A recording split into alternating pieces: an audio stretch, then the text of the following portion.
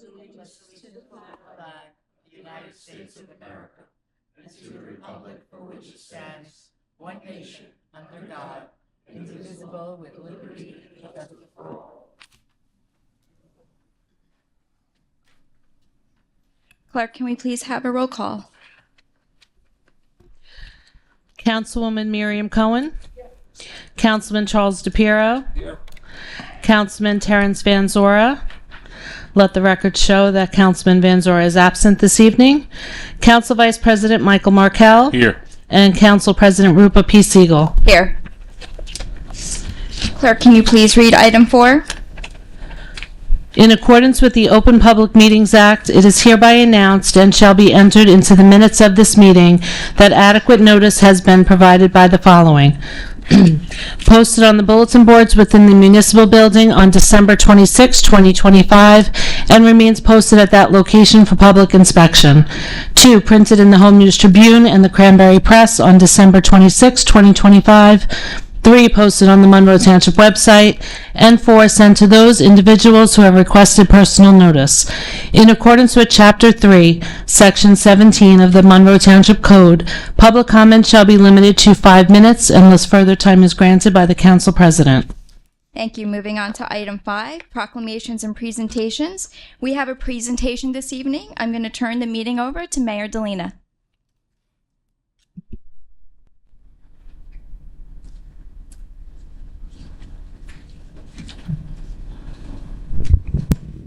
Good evening, everyone. Thank you, Madam Council President.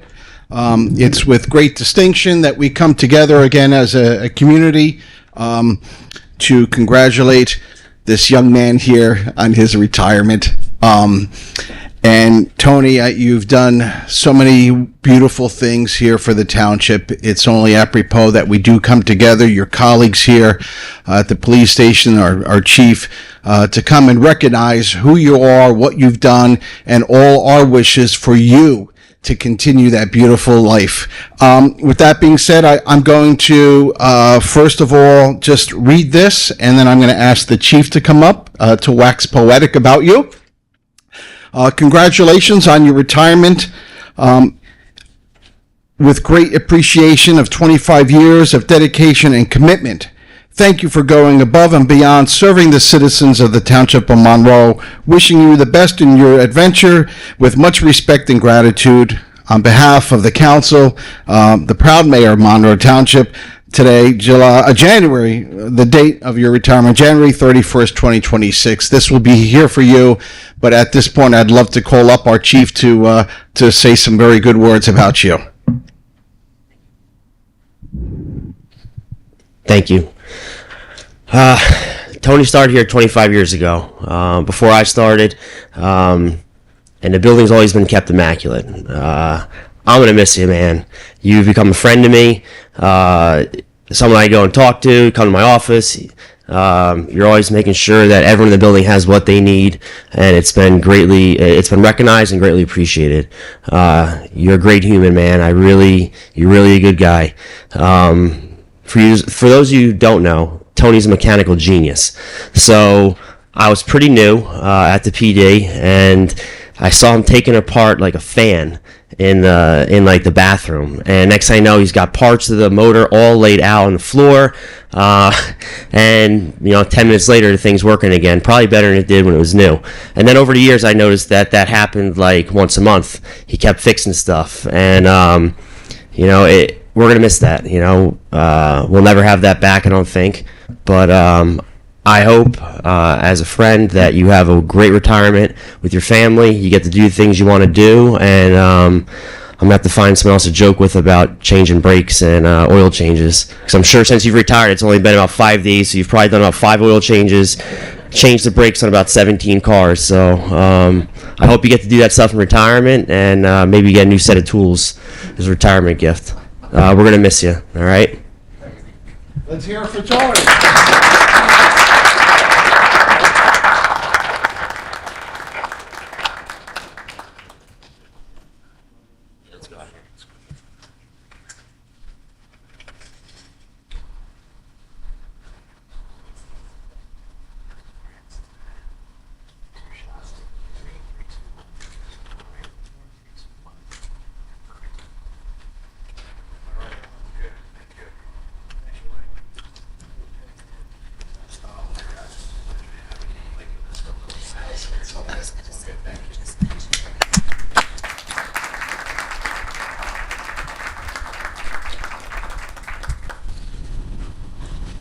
Congratulations, Tony, for your 25 years. We wish you all the best on your retirement and on this next chapter. So we're going to take a 5-minute break in a couple minutes. We're going to go through the proclamations, and then we'll take a break so we can take some pictures. We have 2 proclamations on the agenda tonight: American Heart Month, February 2026, and we're proclaiming February 25th, 2026, the official celebration of Bernice Miller's 103rd birthday. So at this time, for her, she's not here this evening. But at this time, we will take a 5-minute recess so we can take some pictures. Back to order.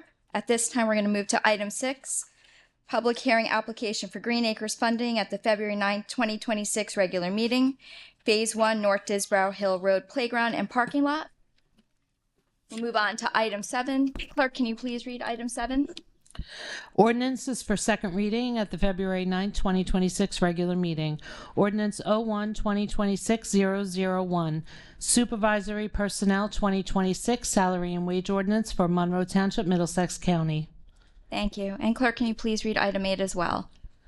Ordinances for first reading at the February 9th, 2026 regular meeting. Ordinance 02-2026-002. Ordinance approving the traffic signal improvements for Applegarth Road and Joan Warren Way. Ordinance 02-2026-003. Ordinance amending Chapter 108 of the Monroe Township Code, rezoning of parcels included in Monroe Township's Round 4 Affordable Housing Plan. Ordinance 02-2026-004. Ordinance amending Chapter 108, Article 6.18J13 of the HD Highway Development District and Article 6.7K of the R3A Residential Agricultural District. Ordinance 02-2026-005. Ordinance to repeal and replace Section 131 Affordable Housing and Section 131A Affordable Housing Development Fees with revised regulations in conformance with the amended Fair Housing Act. Thank you. And clerk, can you please read item 9? Resolutions for consideration under the consent agenda at the February 9th, 2026 regular meeting is R2-2026-031 through R2-2026-055. Thank you. Council members, please review the resolutions. Does anyone have any resolutions that need to be removed from the agenda? Council President, I do. Thank you. You're welcome. R2 2026-042. R2 2026-044. And that's it. Thank you. Thank you. Moving on to item 10, public comments. Limited to agenda items only, 5 minutes per speaker. May I have a motion to open? Thank you. Second? Thank you. So agenda items only, 5 minutes per speaker. Please state your name and address for the record.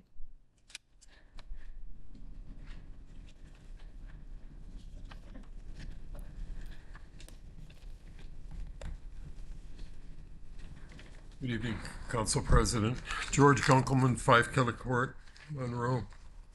In the consent agenda, item 036, parking lot professional services.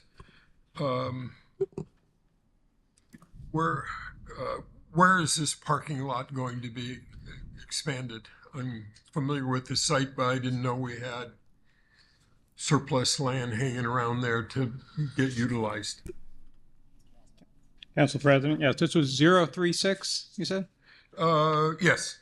Sure, so that's Parking lot at the community center. That's a parking lot expansion at the community center. So behind the rink that's there, there'll be an expansion of the parking lot. There'll also be a loop road that'll loop around the rink and come out onto Monmouth Road. So there'll be another access point on Monmouth Road on the south side of the rink.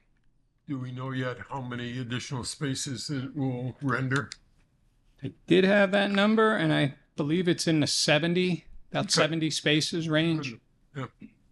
Thank you. The second question I had is 041, appointment of humane enforcement officers. What what is the role of humane enforcement officers? Mr. McGowan? Sure, Council President. So these are 4 officers from our police department who will be designated to handle situations of animal abuse and to be able to investigate and make those charges. Okay.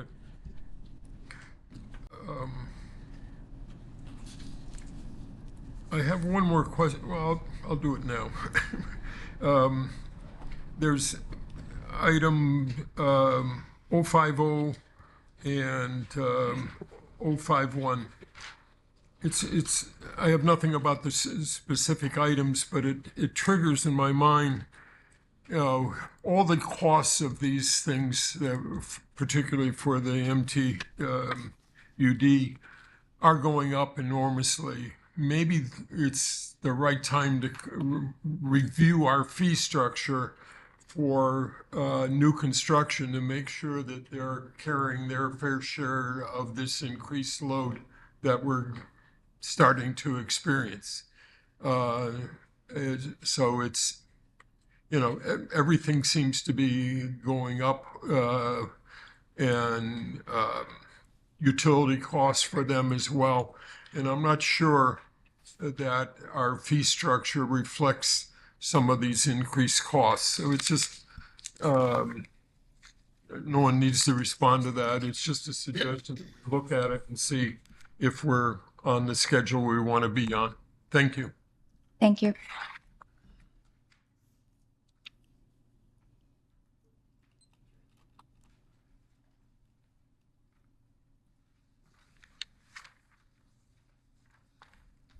Good evening, Lucille Pano, 1208 C Lindera Plaza.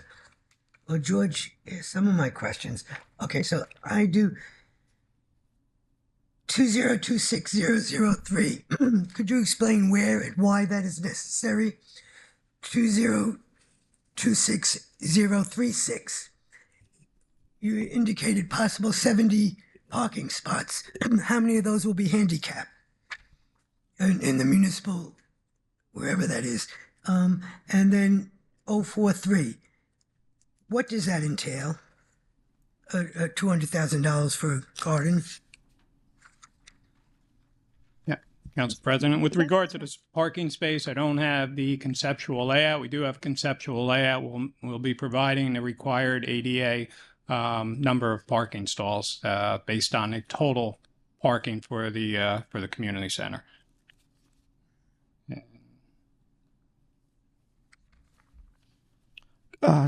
Council President, on Ordinance 003, this is a rezoning ordinance that effectuates the township's Round 4 affordable housing plan that was passed and approved by this council at the end of last year. This puts the particular zoning regulations in place for 4 sites so that we meet our obligations under that affordable housing plan. And where are those sites? Council President, we have one site at Buckaloo Avenue across from the main entrance of Regency. That'll be a senior community. We have another site for 100% affordable housing at 319 Spotswood Gravel Hill Road, which is the old Meadowview facility. That's being rezoned here. There's another piece of property on the southeast side of town on the border with Manalapan that will be an inclusionary affordable housing project. And as we came to an agreement with the site on the southwestern side of town next to East Windsor, which is sometimes referred to as the Bald Eagle site, we are permitting them under our Round 4 plan to build an inclusionary development much less intense than the one they had proposed years ago, but still we need to change some of the zoning regulations on that. From what to what? Well, this, Council President, from what to what? They're changing it from what to affordable housing? What was it? Mr. McGowan. Sure, these were all single-family residential districts with the exception of what we call the Bald Eagle site that was an affordable housing zone called the VC2, Village Center 2. So that'll remain an affordable housing zone. The other 3 sites are being zoned from single-family residential to a higher density residential to meet our affordable housing obligation. And that was that all approved by zoning planning or whatever? Was it already approved by them? Yes. It's part of a housing element and fair share plan. And it went before the zoning, zoning board? So it was approved by council. It was because we approved the settlement. The housing element and the fair share plan gets adopted by the planning board, and then the council endorses it. But these are the zoning ordinances that put that into effect. That will go from single family to multiple affordable housing. So Correct. That's what this ordinance does. Thank you. You're And the last, the garden, 043. Sure, Council President. This the community garden project. We got a Green Acres grant for it in the 2024 round of Green Acres. It is almost finished with design, going out to bid hopefully this spring, and this will put additional soft cost in place for going out to bid and for construction management of the project. What was the grant for? How much was the grant? Council President, $1.2 million. Thank you. So out of the $1.2 million, they're only going to spend $200,000? Mr. McGowan. Council President, the total cost of the project, I want to say, Mr. Razamotz can help me, is probably $2.3 million with soft and hard costs. So the grant from Green Acres doesn't cover the entire project, doesn't for anybody, any applicant throughout the state. It's a shared financing, and this is toward the soft cost of that project. Okay, I'm not sure what soft is. Is that like Engineering costs, design costs, those kind of things, not construction. I thought since it was a garden, it might be potting soil. But thank you. No, it Thank is you. soft though. That's a good point.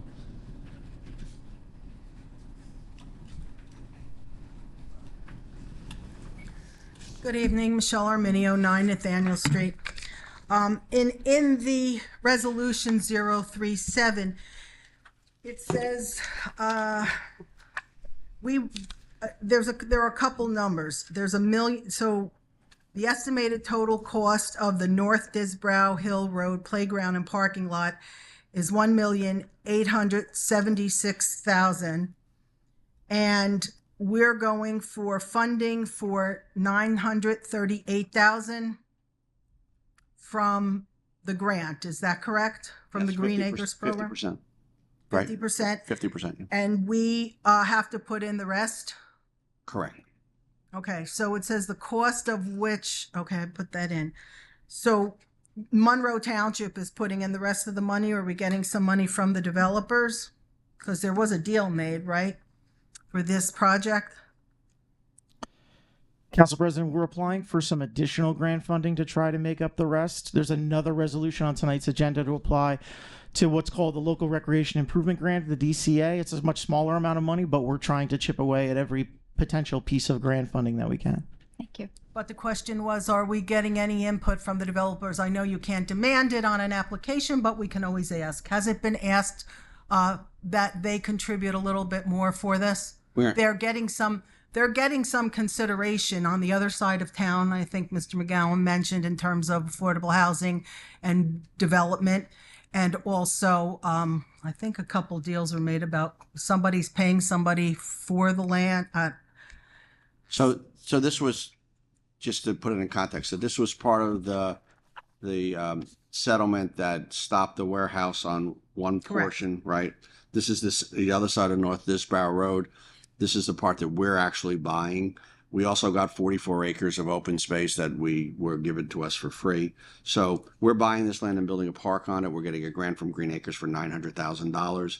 The warehouse got stopped, and the affordable housing development that's going to go there is going to have a 30% set aside. Okay, and you said that was all part of it. We're buying it. How much was that? The ultimate purchase price was $2,450,000. Correct. Which was approved by council last year. Which was approved by council last year. Yes, ma'am. Things happen so rapidly in this town. Sometimes it's tough. Okay, 031, the resolution 031, appointing members to the first alternate representative to the South Central Middlesex County Flood Control Commission. Are these volunteer positions, or is there payment? Are they paid positions? Mr. McGowan. Council President, there's no additional compensation for Mr. Razamowitz and myself to be Monroe's representatives to that organization. Well, then I thank you for your time. You're very welcome. Mr. Razamowitz, you too. Thank you. Let's see. I think I have one more for now.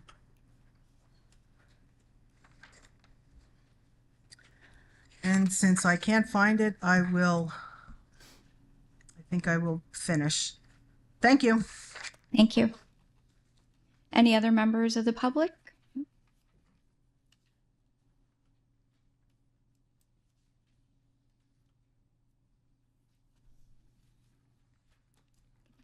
Hello, Dennis Slew, 31 Beechwood Drive, Monroe Township.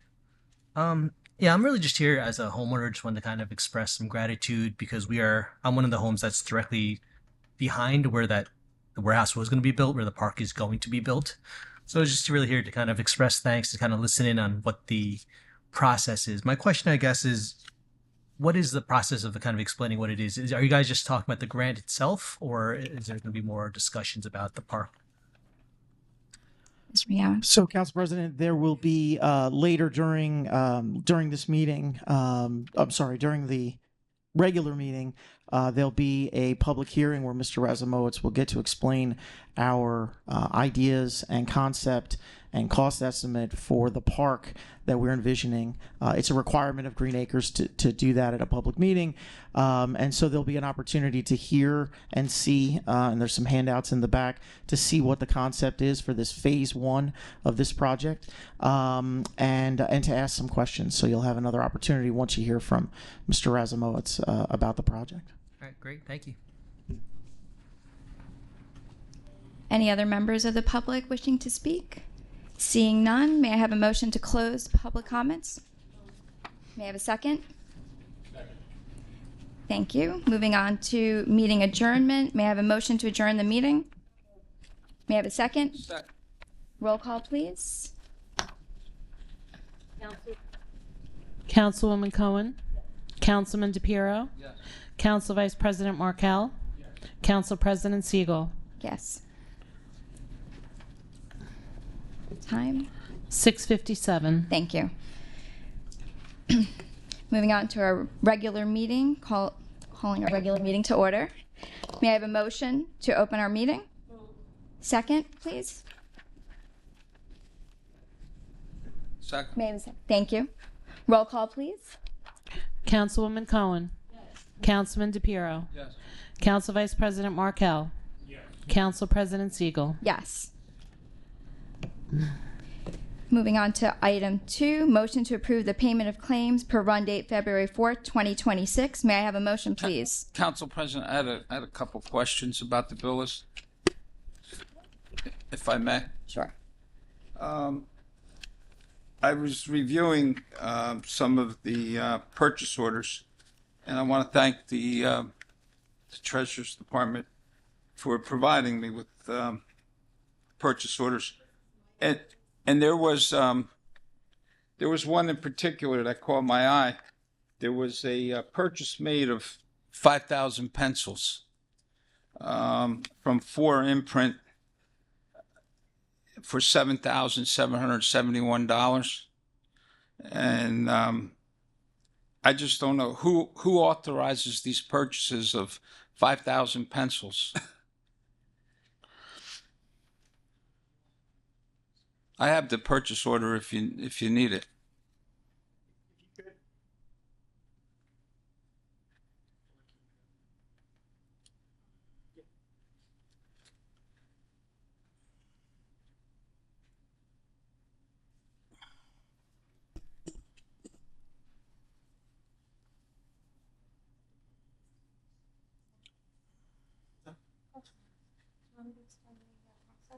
Sure. Council President? Sure. I just wanted to explain the purchasing process. So initially the departments put in a requisition. The requisition is then first approved by a department head after review. Then it's second approved by our purchasing agent who verifies all the purchasing, whether it needs a quote or through state contract or a co-op. Then after that, it's reviewed by the business administrator and approved, and then it's printed and I sign it before it goes out. That's the process. Great. Thank you. And Council President, I think these are, this is from the Cultural Arts Commission who put in this requisition, and I believe they give it out at various events throughout the year. Great. Thank you. Okay, thank you. There's another one, which is a deposit, which I didn't think we could give deposits. It says 20% deposit it's Open Sky Productions for 20%. It's a $3,000 deposit, which I didn't think we can give deposits for.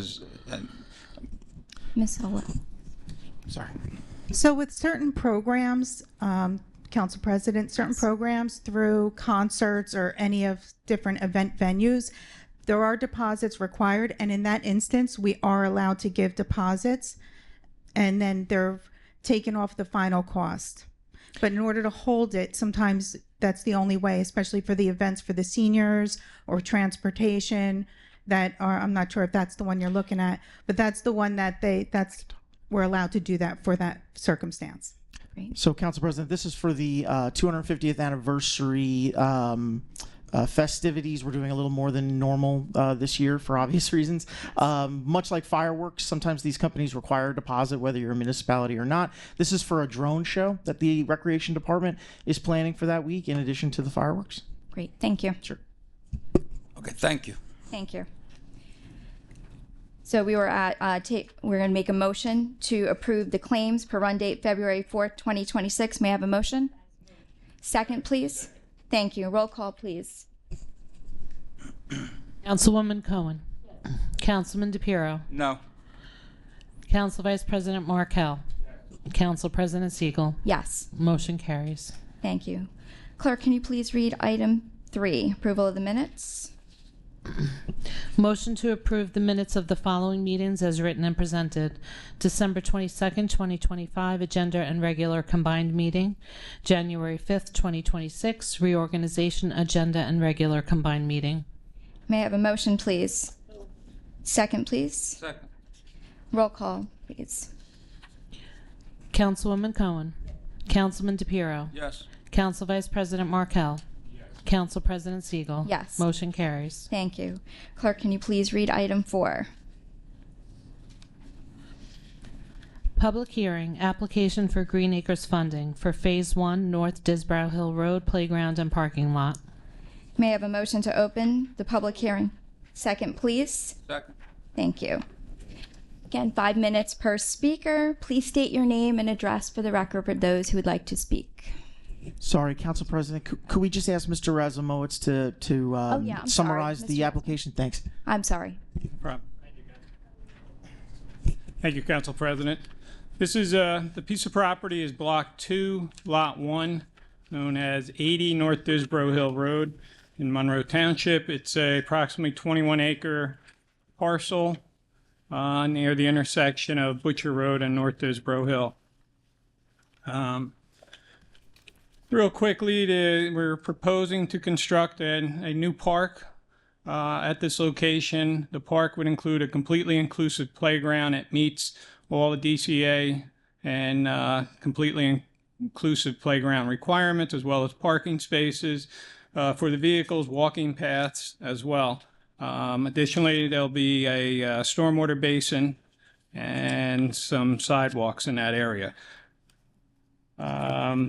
We're also looking at, though this is pertaining to just what we would call a phase 1 in the future, any future phasing for development, we would look to do possibly sports fields, but there would be some permitting that would be required, so we're looking at that as a phase 2.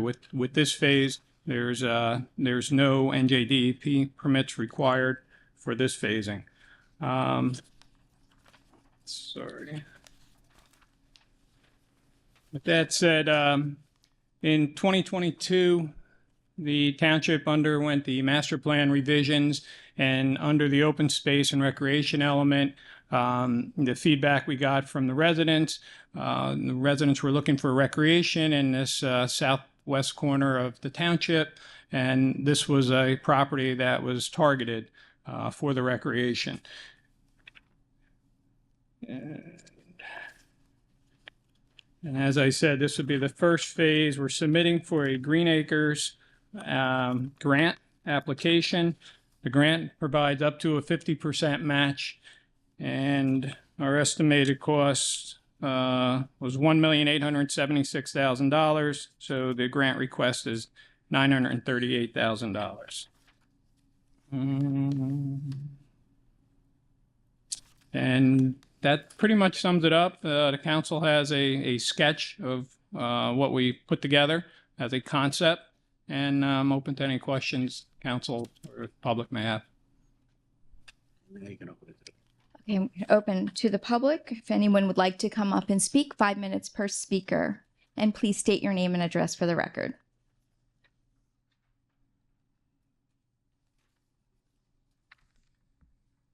Still Dennis Liu, 31 Beechwood Drive, Monroe Township. No, this is a really nice looking park. My question is, what is the exact timeline for phase 1? And then is there any consideration for a sidewalk along Disborough Road, as that's just both very narrow, kind of one-lane roads? Mr. Razumowitz? Thank you, Council President.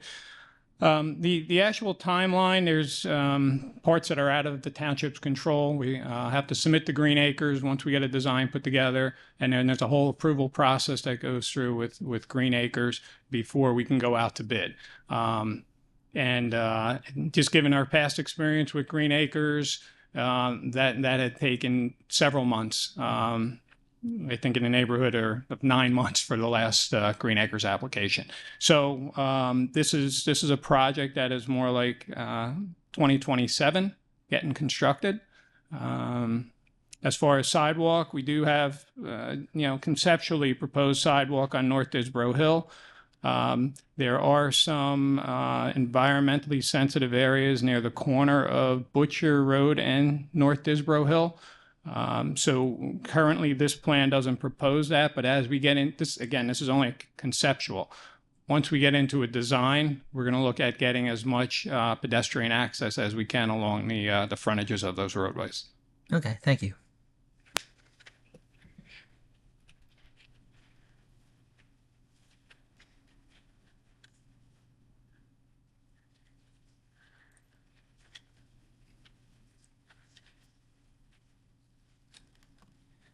Michelle Arminio, 9 Nathaniel Street. Do we presently, as a town community, have the deed to this land? Do we own this land, Madam Council President? No, we'll close on it this year. We'll close on it this year. Are there any Yes, ma'am. stipulations or conditions in order for us to close on it? Other than your normal environmental conditions, which we've gotten all of our environmental reports and title conditions, but no, other than that, no conditions. Title conditions. So who are we? Federal Business Center. Federal Business Center owns it right now. Yes, ma'am. Are they promised anything before they hand over this land to us as stipulations for getting the deed? Financial or otherwise conditions? We have to pay for it. We have to give them the money, if that's Okay, your and that question. was the 2 million, that was just, $2,450,000. so we don't own the property yet, but you believe that we will. But we have an ordinance authorizing the purchase, and we have the contract of sale that'll be signed in the next few days. I was going to say, we do have a contract of sale coming up. Okay, there seems to be a lot of wetlands on this property. I hope we're not paying, we are paying a whole lot for it. It's but 21 acres. yeah, a lot of it is wetlands. Could we get a ratio of wetlands to usable land at this point? It's approximately 8 acres of uplands out of the 21. And 8 acres uplands. Okay. Now, do we usually have a problem with Green Acres about, is there intention of covering wetlands? I know you talked about DEP permits and all that kind of No stuff. building in the wetlands. So we only have the opportunity to use 8 acres of this property? Well, we can only build on it. There's trails through Right. it and stuff. So that's what I'm nature saying. trails, yeah. We're not going to really be putting any construction on the premises or going for diversion of the wetlands? No, Is we're there any- well, we're going to construct the park on it and the playground and the parking lot, but that's going to go on the as part of the 8-acre upland, we're not going to construct in the wetlands. Correct. Council President, as part of this first phase of what we're applying for the grant, we're not disturbing any wetlands or buffers, wetland buffers. We're not touching them. Are there any streams on this property as it is? Council President, there is along the southern portion of that. You see a shaded line that runs from the top of the page to the bottom of the page. That And dark. does that feed into the Manalapan Brook? Is that part of the Manalapan Brook's structure? I think it's part of the tributary to the millstone. Oh, to the millstone. Yeah. Okay, so that gets protected with the kind of, Yes, ma'am. that's going to get protected. And where's the basin going to be, or where you think it might be? Adjacent, Council President, it's adjacent to the parking lot and the inclusive playground, right along the, I guess that's the eastern border there. It's a square area. It says proposed drainage basin. And do we anticipate bathrooms there Council President, at this time, no. for the first phase? But has it been discussed at all? I see the project budget estimate. Is this for the first phase only, or for the entire project? Council President, this is just for the first phase. That's under the Green Acres. Yeah, we're essentially maxing out the grant that we can get. And it's only a first phase. There's no future phase planned or we haven't, sat down to figure out what may be in the future. Right now, we're concentrating on getting this driveway into the property, which, if you can see it, the driveway can be expanded into the uplands area that's further to the south. Is that the driveway on the top right part? That's correct. The driveway's okay. Coming in from the top, and the park is on the top right there. Oh, okay, so that's not an existing structure. That's what you're projecting? That's a proposed driveway and parking lot. Yes. I didn't know if that was an existing structure. There is a trail there, a bit of a trail, and you can see yeah. some of the lines in the middle of the parcel. Those are some existing trails or overgrown. And, envisioning that you can get to those trails and walk those trails.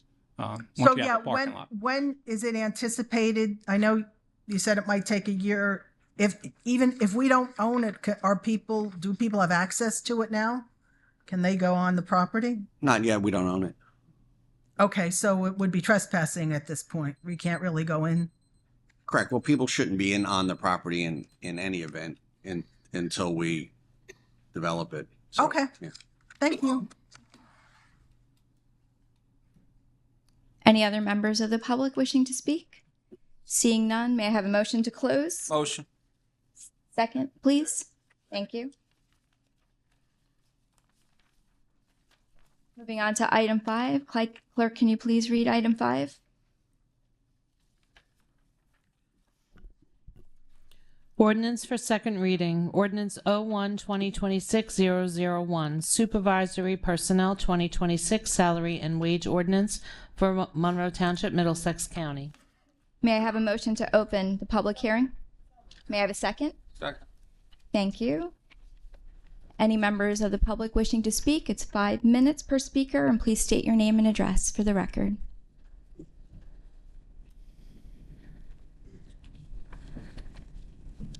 Excuse me.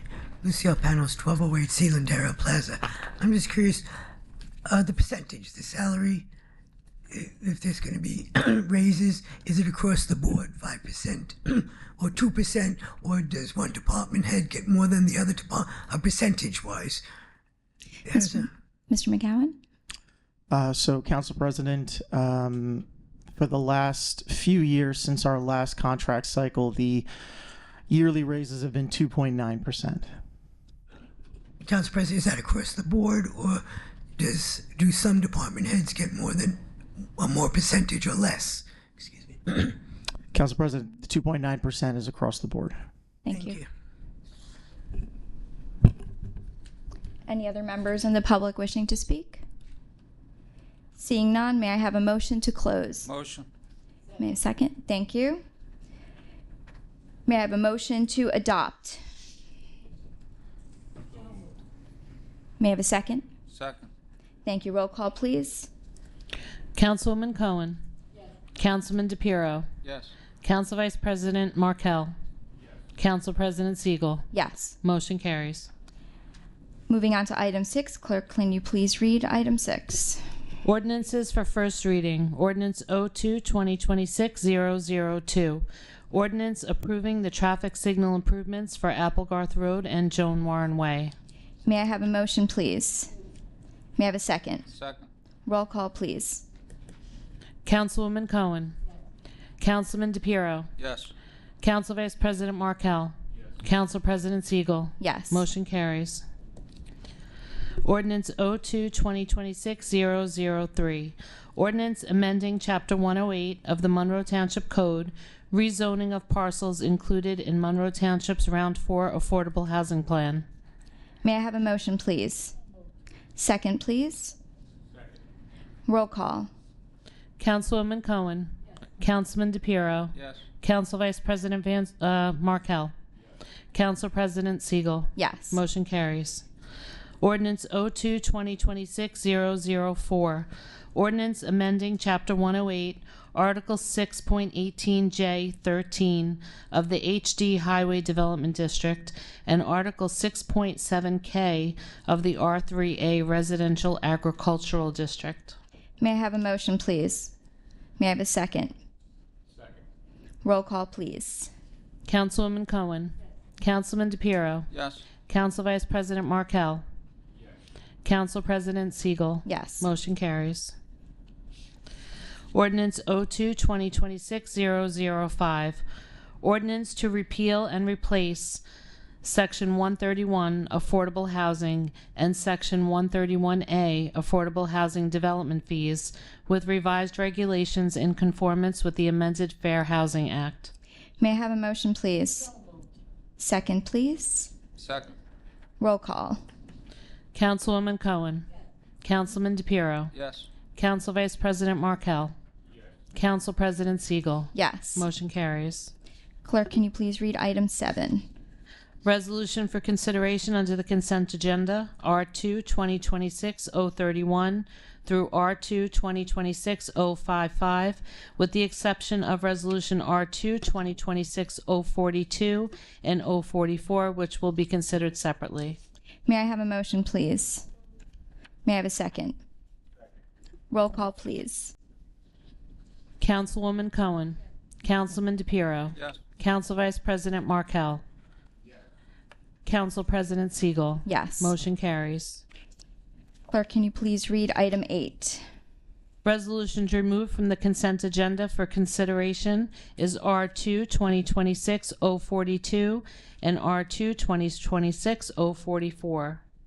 May I have a motion, please? May I have a second? Roll call, please. Councilwoman Cohen. Councilman DePiero. Abstain. Council Vice President Markel. Council President Siegel. Yes. Motion carries. Great, thank you. Moving on to our administrator's report. Mr. McGowan? Thank you, Council President. There's a couple of things I'd like to bring to the council's attention tonight. First, I'd like to talk about the storm that we just experienced over the last several weeks, and then I want to invite up some representatives from JCP&L who are here to provide some updates. But before I do that, I know we always, rightly so, thank over and over again our DPW, MTUD, Parks and Rec for all the great work that they do during these storms. But it seems like with this one that a thank you just isn't enough. So if you'll indulge me, I just want to give some facts and specifics that I think are important for the township to know. So I'm talking about obviously the winter storm event that occurred around January 25th. Our DPW, MTUD, and Parks and Rec crews actively worked around the clock from 12 a.m. Sunday the 25th through Tuesday the 27th, clearing and treating over 150 miles of township roadways.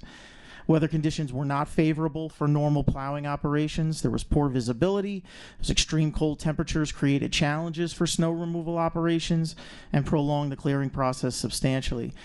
Road crews worked 12-hour shifts for the first 24-hour period, with an increase to 15 hours following to ensure roadway safety during the transition from snow to sleet and freezing rain. Each shift consisted of 25 to 30 snow removal assets on township roadways, including, and I know this is lengthy, but I still think it's important for all of us to know, 17 plow and salter trucks, 12 plow-only trucks, 2 front-end loaders with plows, 2 backhoes with 10-foot snow pushers, a skid steer with a 9-foot snow pusher, 1 mini track loader with snowblower attachment, 1 John Deere tractor with a snowplow, 12 DPW snowblowers, 5 Parks Department snowblowers, and MTUD provided an additional 12 plow trucks between 2 shifts. Which is an amazing amount of equipment and fleet and staff that goes into this kind of an operation for a 43 square mile town. It really is an amazing operation that I got to see a little bit up firsthand. Not that I drove anything or put anybody in danger, but I got to see it firsthand, and it is an amazing operation what all of those departments do. We also utilized a subcontractor for snow removal under one of our landscape contracts, just to show the township that we are using every tool in our toolbox during these difficult storms to get to these streets as soon as humanly possible. And those operations take place in a priority to our roadways. There's the primary and main roadways get cleared first, followed by secondary roadways, side streets and developments, and finally dead-end streets and cul-de-sacs are prioritized at that point, with a total salt usage during this storm of 525 tons, which is an amazing operation, as I said. Building maintenance and Parks and Rec staff cleared all the township facilities and parking lots and walkways throughout the day on Sunday so that we could try and get back to normal operations, not just during the work week, but for all of our recreation, senior programs, library programs that happen on the weekends and on off hours. They cleared all commuter park and ride locations and all township-owned roads and maintained New Jersey Transit bus shelters. And all of the office staff from DPW on Monday, January 26th, when we were closed for the emergency, they still came into field calls and concerns related to winter event for quick responsive action, which we can't thank them enough. It's really, it's everyone in the operation, from whether you're driving a truck or answering complaints or helping to coordinate and mobilize folks. It's really something. Post-storm operations. This is the first storm in my lifetime that I've ever seen the snow stick around for 3 weeks. And not just stick around, but turn into rock solid ice for a period of 3 weeks with frigidly cold weathers. And so crews continued to clear roadways and intersections and problem areas throughout the remainder of that week, cleared all bus stops along Monmouth Road, crossing guard locations and all major intersections to ensure a safe school commute, cleared various locations throughout the township for related bus stop safety, cleared and treated thousands of feet of township-owned sidewalk, and as of this past Friday, we're actively still clearing areas of concern, and even today, still clearing areas of concern, as we all hope and pray that this 40 degrees that we're supposed to get on Wednesday finally gives us a little bit of melting and a little bit of relief. I'll be just another moment longer just to explain the approach of the township in terms of snow removal. We understand that the storms created significant challenges for many residents. This unique storm was more than we've seen in a long time, as I said, followed by 3 weeks of extreme cold temperatures. Township ordinance requires property owners to clear snow from sidewalks and hydrants located on their property. The intent of the ordinance is to ensure public roadways remain safe and passable for all pedestrians, including school children and first responders.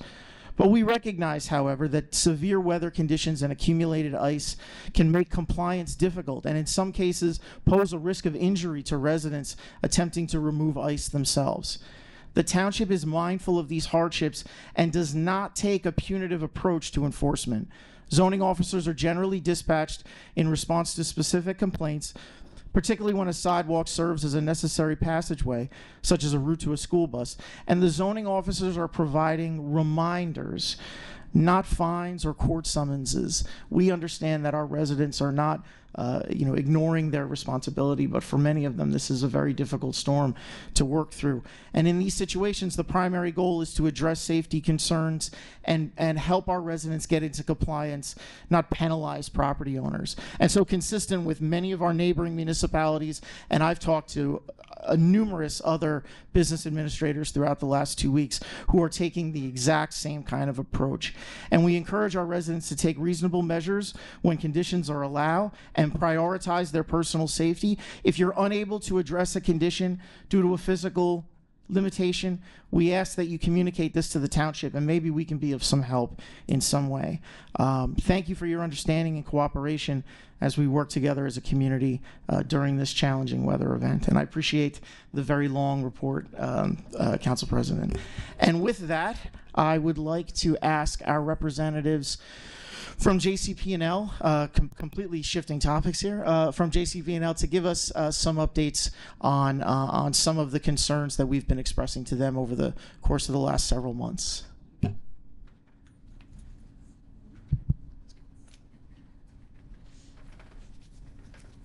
Jose Ortiz, Jersey Central Power and Light.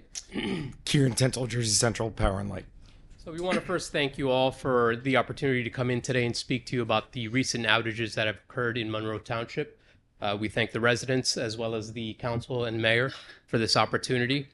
In recent storm activity, we have seen 3 significant impacts that have impacted some of the residents, and there are some concerns, but then on the hindsight of everything, there are some opportunities for us to improve our system. And that's something I'll speak about a little bit afterwards. But in wake of the recent outages that first occurred in November 16th, we did have a large outage that impacted around 5,000 customers. The cause of this outage was a wind event where our crews came out, performed all their inspections on the circuit, where we had an open breaker that responded to protect the circuit. We did not find anything on site, so we were able to re-energize all customers within about 10 minutes. On the 23rd of November as well, we received another large outage that impacted around, I want to say about 2,000 customers. This was about an 80-minute outage that was the result of, as well, wind that, and when we say that, when it's a wind event, there's many different causes, and why we don't see anything is there are circuit protection devices out in the field that if in the event that a Malar balloon or a branch falls as a result of the wind, the device opens up to protect the line. Our crews have to go out, investigate, patrol the lines, and ensure that it's safe to energize again. It's not something that we can just energize directly from our dispatch centers. So it does create a little bit of constraints with putting everyone back into power. And I just want to emphasize that we just have to ensure that we don't create any situations that are unsafe. So our crews go out there and they physically walk the lines. To just add some further clarification on that, what Jose is referring to in that device that operated, that opened and then hung open, that's an automatic recloser device operating as it's supposed to. So when Jose says went out there, didn't find anything, if not for that automated recloser device, it is more than likely that a fault would have occurred on that line, meaning it's possible that line could have burnt up and fallen down. Many different things can happen when something faults. So that switch, that recloser, operated in the form and manner that it should, and it hung open.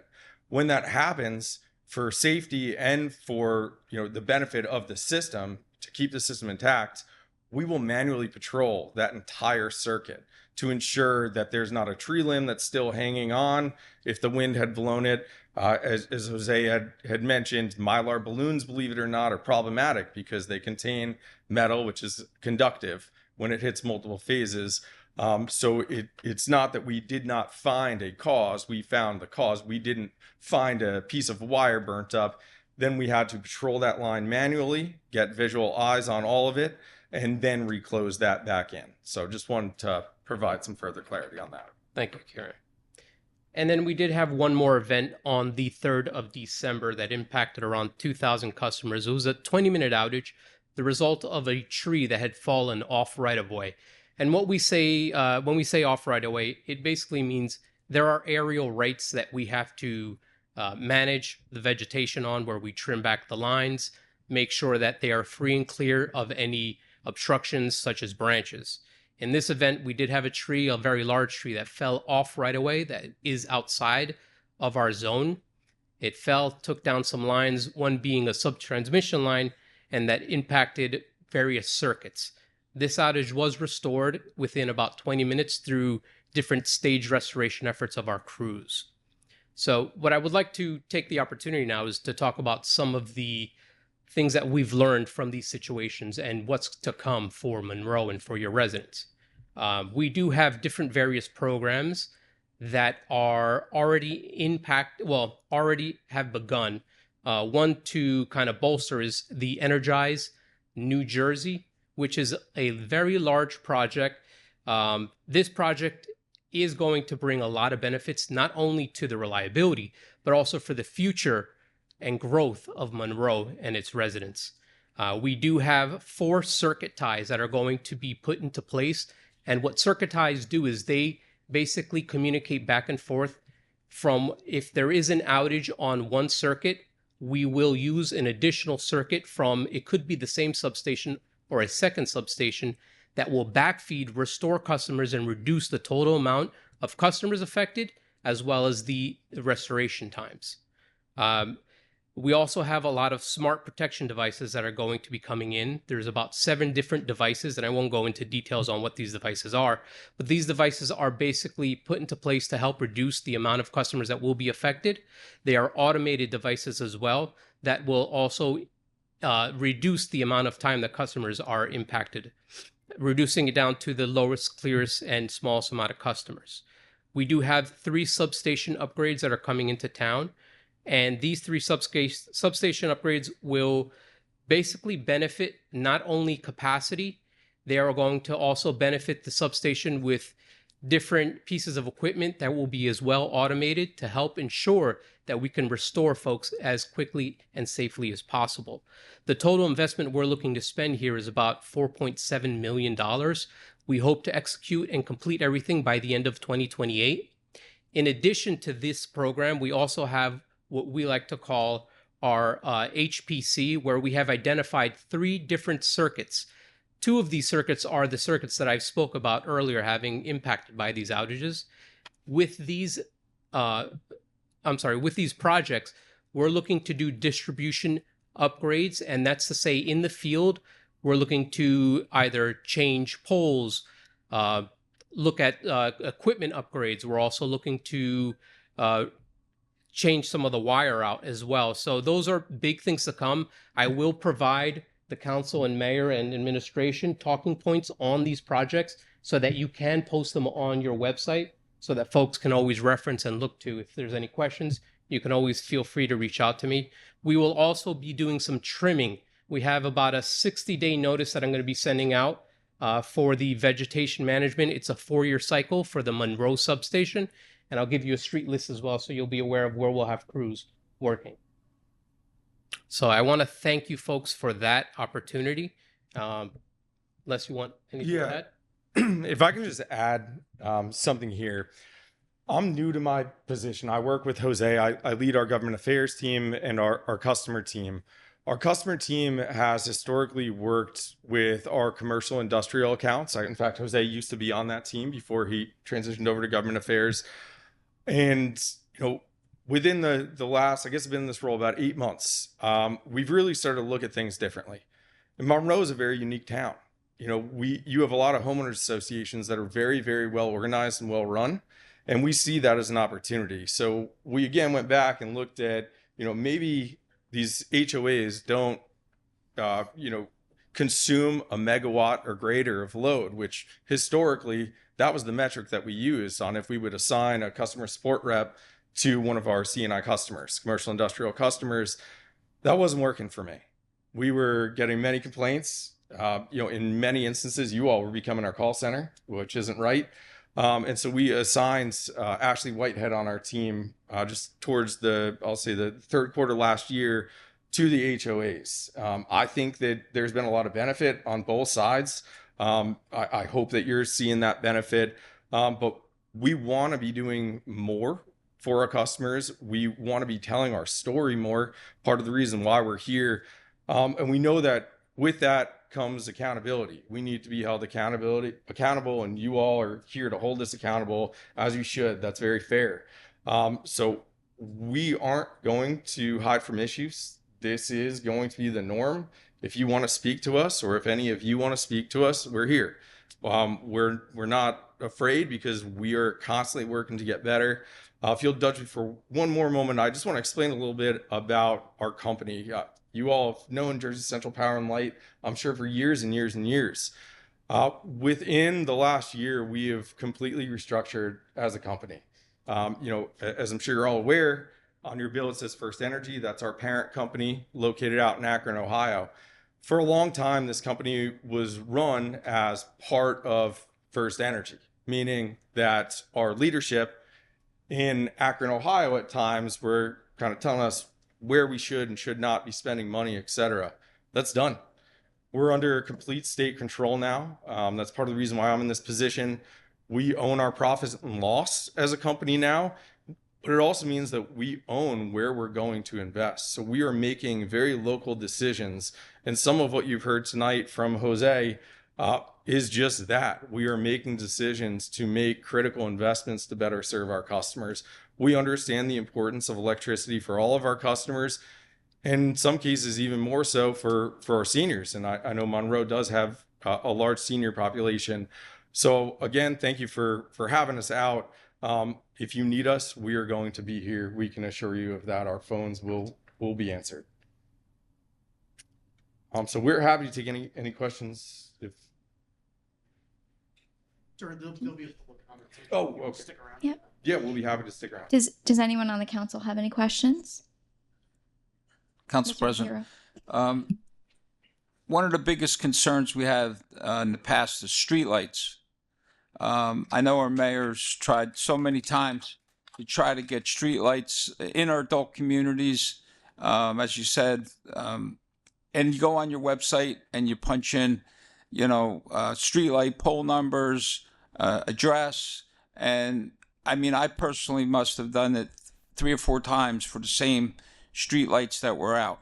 So I think that's something that we would all like JCP&L to improve. And also, when you do replace the streetlights, are you putting any LED lighting, or are you going to be putting in light bulbs that we can't purchase anymore and they go out a month later? I need to address through the council president. Is that correct? I just want to make sure I'm all right. Madam Council President, appreciate this being brought up. We are extremely focused on streetlights across our territory, but especially in Monroe. We have been engaged with the administration over the last, I'd say 4 or 5 months, and are working on some process improvements. And it is absolutely a collaboration. I want to thank the chief and the police department for their collaboration. As of right now, the last time we met was just a few weeks ago. We had a report of some lights around the Forest Gate area. Those lights had not, in fact, been reported in our system. That's full, fine, and well, because due to this partnership and collaboration with this administration, which we appreciate so much, we are being alerted in a different way. And so Forest Gate, that's a dangerous road, right? That's 4 lanes. I don't want anybody going out there trying to get a pole number. So how this is working, and I know that a list is forthcoming from the police department since even last time we met, but that evening we repaired 90 streetlights, way more than what was just reported to us on that Forest Gate area.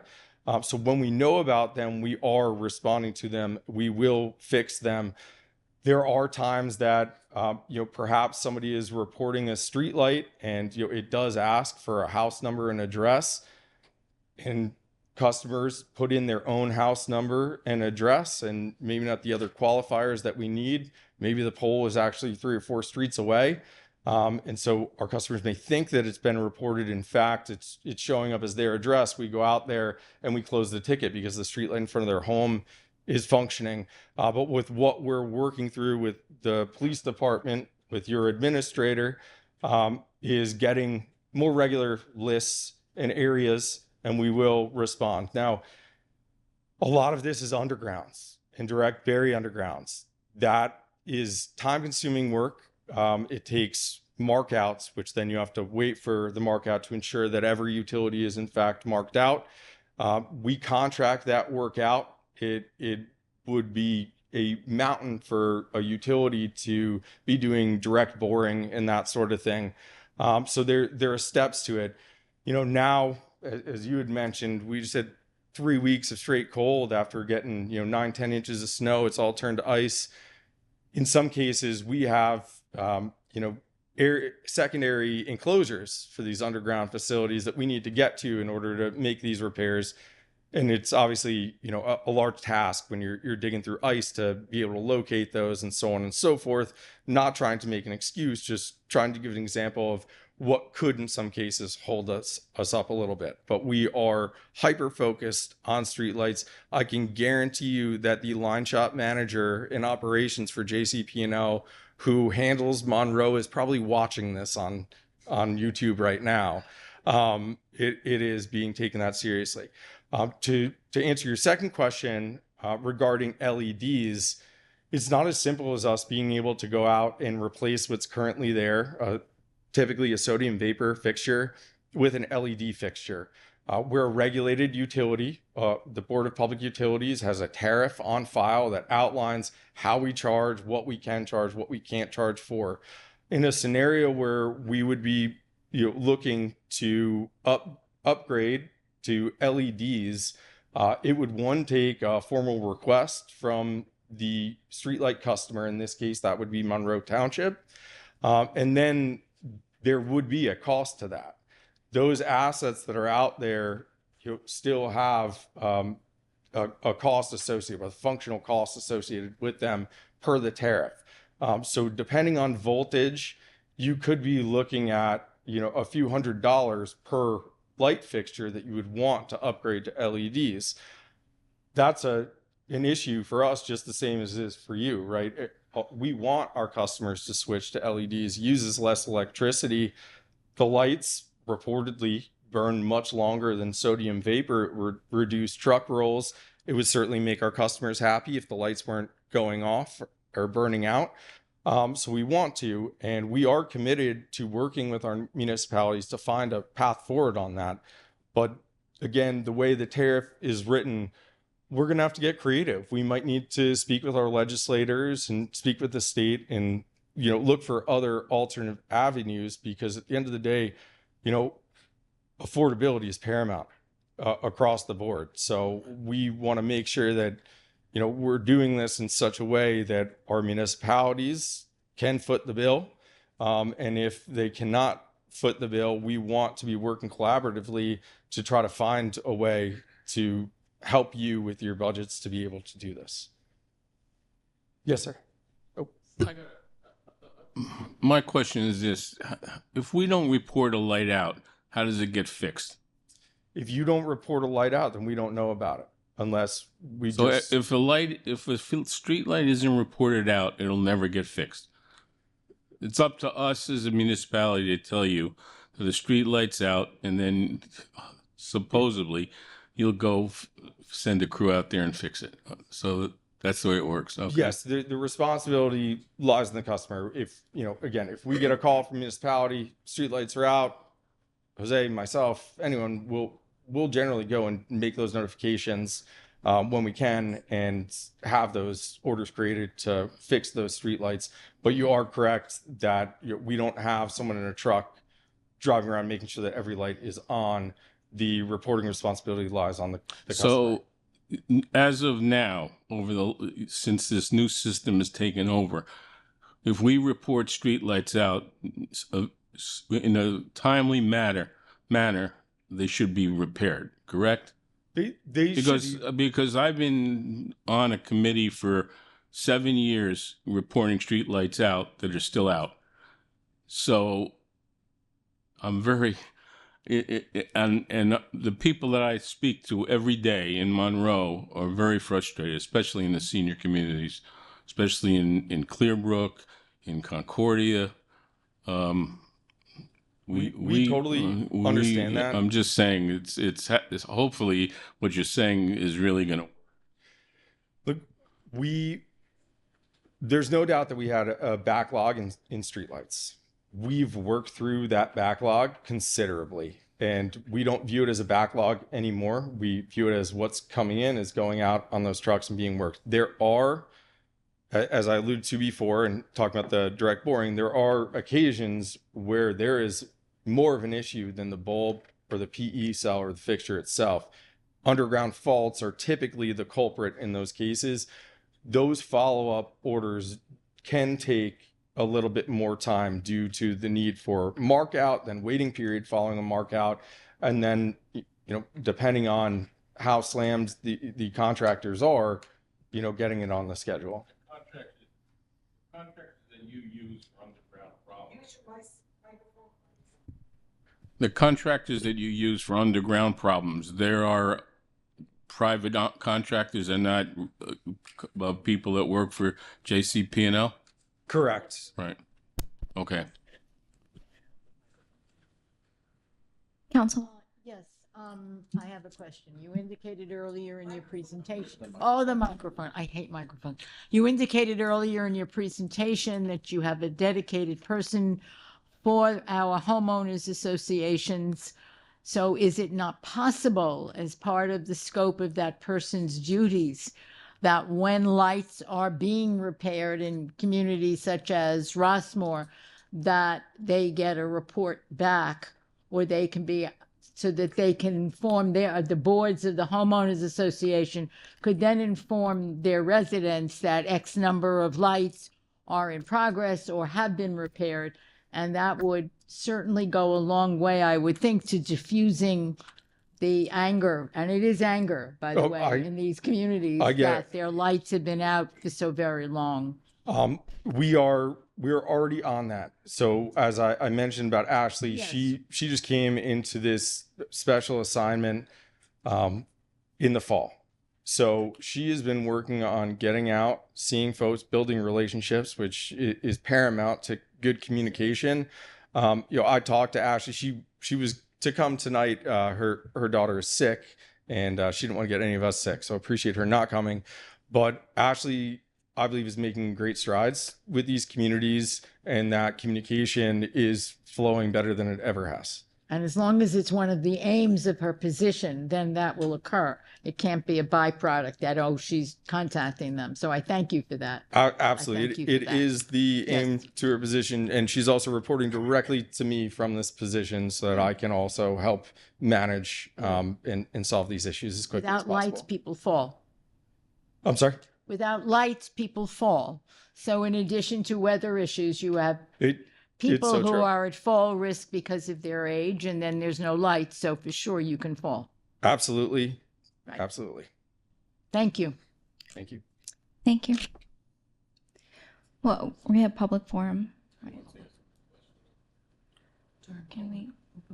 We'll stick around for public comments. Public forum, yeah. Stay for the public forum. Yeah, At the public comments. At the end of the meeting. We'll move on to the engineer's report. Mr. Razumowitz. Thank you, Council President. Well, the cold winter has slowed down some of our projects. The James Monroe concession stand, you know, they're still working out there what they could inside the building, but that certainly has hampered that project a bit. Additionally, the pickleball courts and parking lot at the senior center, that weather has slowed that project down. They are working on the pavilion out there to as weather permits. And also, you know, I want to bring up with regard to the municipal stormwater system and our stormwater permit. Under DEP requires 3 phases of our stormwater permit. The first phase was an inventory of our stormwater, which was completed at the end of 2025.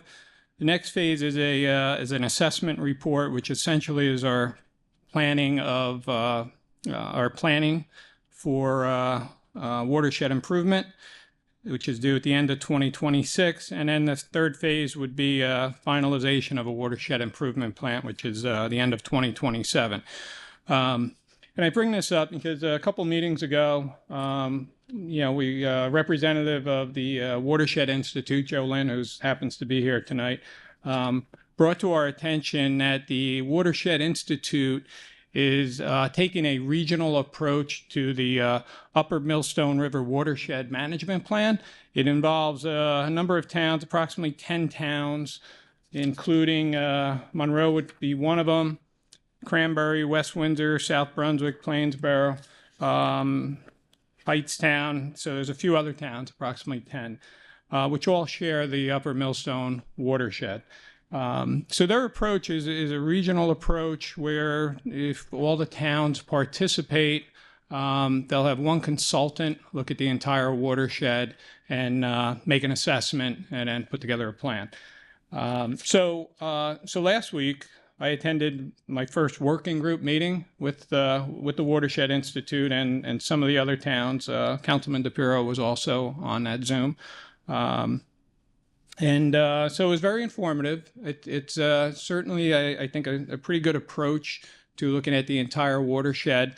Some of the other towns, some weren't sure yet if they were participating or not.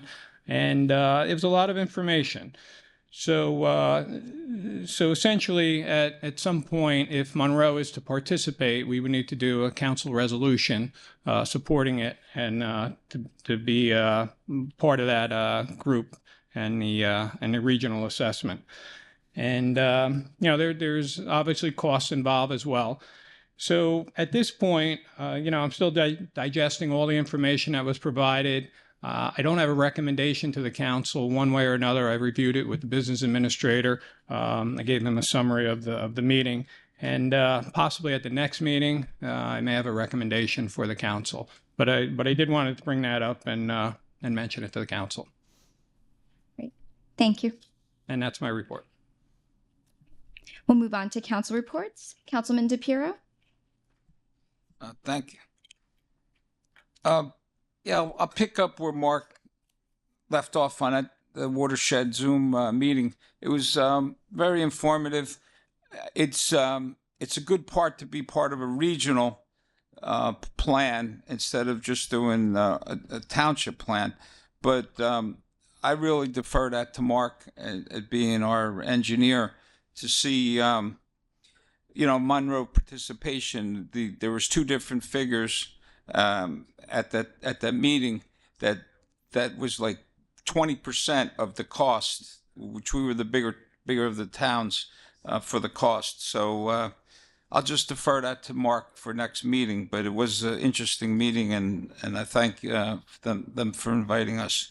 I had a question in reference to our detention basins, ponds, no skating signs. I drove around. I didn't see too many signs on these wet basins.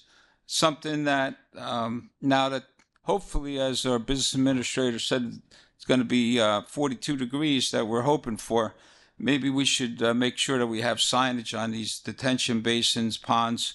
I don't want to see anybody, getting hurt or getting a situation where we have to get our first responders on these ponds. So maybe we should check the ponds out and get some signage up. I also, some of us attended a solar on Sayreville, MTMUA. It was a 10-acre lake. I want to thank the administrator for putting that together. The meeting was very interesting, except for there was so much snow we couldn't really see too much of the panels, along with the question that we asked, is it working today? And with the snow, it really wasn't functioning at its full capacity. Just like if you had solar on your roof, it's understandable. Maybe they should elevate it. Our contractor was there. We had our DPW director, he was there. Our council president was there, along with our business administrator. And it was interesting to listen to Dave Samuels from CME, who designed it, and he explained that they didn't want to cut down 10 acres of trees, and that's the reason why they had it on the lake. But I requested it months ago, and I want to thank Kevin for putting it together. And it was, and we all are welcome to come back on a better day. So, which I will pop by, I'm sure, just to check it out. I also wanted to mention fire elections, February 21st from 2 to 9 o'clock. Unless you do a vote by mail, you can also do that as well at your firehouses. It's a very important election. A lot of people say they complain, but they don't vote. So you really need to get out on February 21st, if you could, between 2 and 9 for your fire elections. There's a ice hockey middle school and high school leagues. It's they're going to have a sign-in for spring ice. It's a league that runs from April to June. Its registration is $325. You can acquire at the rec center, along with spring baseball and along with spring softball. There's information on the websites, or you can also go to the community center and sign up for these sports. The good news is, look, spring's coming. That's all we hope for. But I had a question for our attorney in reference to future dates in courts. I like to be, I like to attend some of these court cases. So I requested it a couple times, and he responded that there is one coming up. So going forward, if I can, the whole council should really know where these cases are being heard, when, and because I like to attend if possible. I like to go to these court cases in here. An example like BFI, no one talks about, where are we with that as far as a settlement agreement. I know we talked about it, but I mean, how far off are we? I know it's been going through planning boards and stuff like that. So I just like to stay up on it. If the attorney could let the council know on the dates, I'd appreciate it. Well, the BFI case is settled. You voted on the settlement. So all we're doing is implementing the settlement now. Yeah, well, it's not final. No, it's settled. So that's why there's no court dates, because it's settled. So all we're doing is, we all have obligations under the settlement agreement. Our obligation is to go through the redevelopment process, which we're in the process of going through. So there won't be any court dates for that. If you're concerned about that was not. We do get a 3-month report, as when Councilwoman Cohen was the chair. She requested that, and we all got that, and I thank you for that. But what I'm saying is future for the lawsuit. I don't want to name any of them, because BFI was the one that we just went through, but I think the council should know. That's my request. State of emergency. When the governor says it's state of emergency, do we get reimbursed on the cost for snow plowing and salt and everything when there's a state of emergency? Do we put in for a state of emergency funds? We don't get reimbursed. So we do not get reimbursed. No, you're thinking of when the governor declares a state of emergency, and then the federal government, FEMA comes in, and then there might be some reimbursement. But when the governor declares a state of emergency and says everybody should stay off the turnpike, there's no funding. Right. So we do not get any funds for that. No, sir. Okay. Then I also wanted to thank everybody as well. As our business administrator talked about the 150 miles of roads in Monroe. It's important that we thank our residents as well as our DPW, our parks, and our water company, MTUD, everybody, but it's also our residents, because it's very difficult. A lot of our residents are elderly, and it's hard to get the sidewalks and get everything cleared off. And I just wanted to say thank you to our residents that did that, for especially the schools. I'm very concerned around the schools to watch the children walk out in the roadway. It's not a good scene. along with visibility of people driving. And I just wanted to thank everybody, as our business administrator did before. And I also wanted to thank our residents on making it happen, because the staff that did come in at DPW to take the calls for our residents as the complaints were coming in, our DPW was right there with the crews and our third party that helped us through the community to get the roads done. I mean, they did an amazing job, and to do that, we take our hats off to all you guys and everybody that did that. Just wanted to say thank you to everybody. And I also wanted to say this is month, it's Black History Month, so it's just something that I just wanted to mention. Thank you. Thank you. Councilwoman Cohen. Hello. Any mayor turn on, I don't do these. No, I forget. Right before the storm began, many of us were in a local luncheonette, and we were getting that last cup of coffee and socializing with people just as we knew the snow was beginning to fall. And a group of residents said to me, "I hope our DPW gets our streets clean." I said, "Oh, they will." I said, "And I bet you they're out now beginning to prepare us with sanding and salting so that we will all be as safe as possible." So it is my pleasure to also, as you've been to thank you again, but that's exactly what you did. Your staff and you did your job, and you did it really well.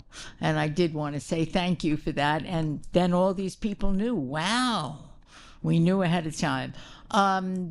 We have an advisory health council in town, and it is finally, I think, getting its sea legs. And many of you are familiar with the File of Life, a paper where you can list whatever medications you take, post it on your refrigerator, and that way, if there is an incident and help comes to your house, they know what you take. So we've begun a project. We've gotten a load of the Files of Life. They will be deposited in all of our adult communities. They will go a group of them to the library. And to the senior center and the community center. And I would urge everyone to take one for each member of their family who takes any medication. And that way it is there. I have been reliably informed by our EMS folks that they don't care about the dosages as much as they care about knowing what medication people are taking. And that's what they need. So please look for it. It's red and it says File of Life. And I would hope that you enjoy it. And the Advisory Health Council folks will make sure that it continues to be filled when the Files of Life are finished. Take them and use them. That's about all. Thank you. Council Vice President Markell. I also want to shout out to the DPW for a great job. I was on kind of an interesting story. I was on jury duty for a month on a criminal case and three of us on the final jury were from Monroe, and they knew I was on the council, and they asked me if we were ready for snow removal. And I said, "Give me your addresses," and which I don't know why I asked them for their addresses, but I got a report back the following Tuesday that thanks to me, their streets were plowed, but I told them I wasn't out there that evening. But I want to thank the DPW for making me look good, Just go with it, as they say. I'd also just like to mention Black History Month, which is, I think, super important. I don't think a lot of people give it a second thought, but the history of the black people in this country are more than people see on TV, where it's civil rights and this and that. The contributions that the black community has given to us in music and food. If you read about Elvis Presley, his music comes from gospel music and from the blues, and all this is developed from African music and so forth. So I just want to say that I think we should give a second thought all look at Black History Month very, very, very seriously. I was a history major. I took an African American history course in 1970. There was a lot less African history then than there is now, so I did well. I remember where I was April 8th, 1968, the day Martin Luther King got assassinated. I remember how I felt. I had the pleasure of walking in marches with Reverend Jackson and Danny Glover. So it made me reflect my life, how it was related to the Black community. That's what I'm thinking about this month, and I hope everybody else does. It's very important. It's American history. It's not really just Black history. It's American history, and I think everybody should be aware of it. And thank you. Thank you. I have a couple real short updates. As my council colleague said, I too want to thank DPW for all the hard work. It's also our police, our OEM, and all the other departments that are involved. And of course, the residents, as Councilman DePiro said, who do their part too by moving your cars off the streets, whatever you're doing to help handle the snow. So thank you to everyone involved. And just a reminder, I know I get a lot of questions from people about how to stay connected, knowing what's happening in the township. Our township website is wonderful. There's a lot of great information on there, and it's kept very up to date. It's great to join the e-newsletter. Make sure you're part of Nixle to know when roads are closed or what's happening. Our OEM has great pages. A lot of our department have great pages on social media. So if you are someone who uses social media, please do check out those pages. Lots of good information. And something really nice, I don't know if people know, but we have an Olympian that lives in Monroe, Brianna Schnorbush, so she's going for the gold, so try to look out for her, and we're cheering her on, so just want to mention that. And I would like to turn this over to the clerk for a moment. She's going to share changes to legal notice publication requirements that were effective March 1st, 2026, before we go over to the mayor. So former Governor Murphy on June 30th, he's doing the transition from traditional print newspaper to online platforms for all legal notices for all municipalities. So effective March 1st, 2026, the complete text of all legal notices for the Township of Monroe will be available on our website, www.monroetwp.com. It will be on the home page. It will be under legal advertisements. So all the legal advertisements for the month, you can click on that and see them. And then on that page as well will be an archived for all the legal notices past that, and they will be on the website going forward. So as of March 1st, please check that out. Thank you. Great, thank you. Mayor Delino. Thank you, Madam Council President. So let's start off with something sweet. It is Girl Scout cookie season, my friends, and I got my cookies delivered yesterday, just in time for me to devour them during the Super Bowl. And I do want to just briefly touch upon the letter that she provided me. Dear Mayor Delina, hi, I hope this letter finds you well and warm. It has been such a cold and snowy winter so far. I can't wait for the warmer weather. I wanted to share with you this year's theme for the Girl Scout cookie sale. It's BFF, Brave, Fierce, Fun.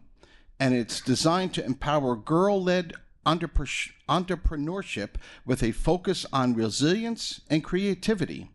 To me, this powerful phrase means to face new challenges while stepping out of one's comfort zone, to take bold action to achieve one's goals, to embrace joy, and to be open to new experiences and adventures. As a Girl Scout and resident of Monroe Township, I strive to be open to new ideas, maintain a positive outlook, take initiative when needed, and step outside my comfort zone when faced with new experiences. These are the same qualities I see reflected in you as our incredible mayor. Oh my gosh, it's gonna make me blush. I did not add this. It is actually written in here. Oh. I'm honestly, I didn't read this beforehand, so I didn't. So I'm embarrassed. Thank you for being such a strong leader and inspiring role model. Your continued dedication to our town and its residents is truly appreciated. Thanks for everything that you do. It truly makes a difference in so many lives and is very appreciated. Also, thank you for always supporting me and the Girl Scouts. Your kindness, generosity, and ongoing support will always be remembered. Warmest wishes, Lauren Elizabeth Euro. So my friends, they've been at some of our local establishments. If you see any of our local Girl Scouts, please buy a box, donate money toward the box. They're going to be going to Walmart, and obviously they are technology savvy, so the website for Girl Scouts, just jump in there and please, cookies. Can always use some cookies. Just a couple items. Upcoming Mayor's Wellness Program, the Fall Prevention and Balance Program will be on Tuesday, March 24th at our Senior Center at 10 a.m. Also, please mark your calendars for our rabies clinic, which will be Saturday, March 7th. That's going to be at our community center, 9 to 2. And as Council President had mentioned about our Olympian, Brianna, I have been in touch with her and her family. So she is just so excited. And the email I just got today is she said she's proud to represent Monroe Township. I'm like, girl, you are representing the United States of America, baby. So she is snowboarding. She will be, her first run will be on Friday, this coming Friday, the 13th. And I do believe it'll be at 4 in the morning Eastern Standard Time. So it'll be early, but she'll have a couple runs throughout the day. So if you have NBC on or any of the Peacock or whatever network on the computer, please keep an eye out for Monroe proud Olympian Brianna and her, magic snowboard. And whatever she does, she is certainly a winner in, I think, all of our hearts. So God bless Brianna. Thank you, Madam Council President. Thank you, Mayor Delina. We'll move on to public comments. May I have a motion to open, please? Thank you. May I have a second? Thank you. Those wishing to speak, 5 minutes per speaker. Please state your name and address for the record.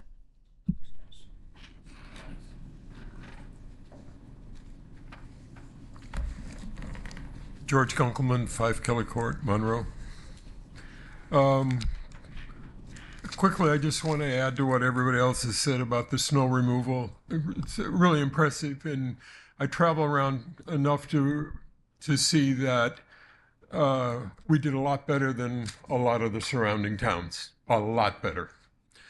I want to add one thing to that, however, and that is that everyone knows that they have a responsibility for clearing their sidewalk. I suspect very few people know that they have responsibility for clearing for their fire hydrant. And maybe that could fit into the newsletter at some point, just because driving around, I see very few of them. And minutes can be important, and I think about it every time I hear a fire engine going down the road. I hope they don't have a struggle to get to the hydrant. The other thing is it's not a requirement, but mailbox access. I spoke to my delivery person, and he indicated to me less than half had access without him getting out of the vehicle. So out of kindness to them and for prompt service, it's kind of worth doing. And maybe they can find its way into the newsletter to remind people to help out their newsmen or news persons. The other item for a newsletter is maybe we should remind people when taxes are due in the newsletter, because we're a month off the normal quarter thing. So you think about quarterly things in January and stuff, but not in February so much, and it's easy to forget.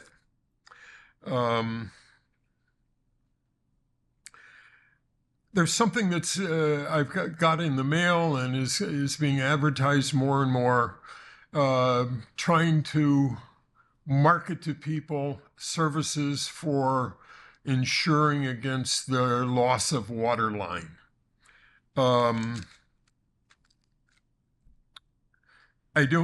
We should remind people before they contract for any of this stuff to check with their homeowners. A lot of us have homeowners insurance that covers that. And a lot of people don't know that they have it, unless there's a lot of fine print in those contracts.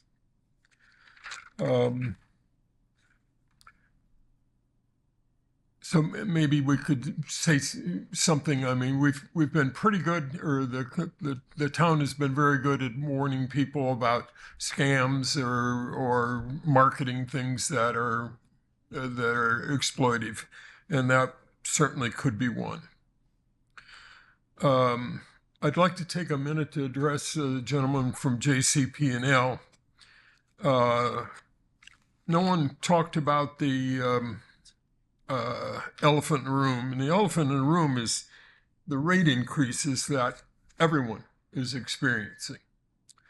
And I don't know what the process was to get those rate increases, but from what we read in general in the newspaper, it has to do with selling energy to data centers.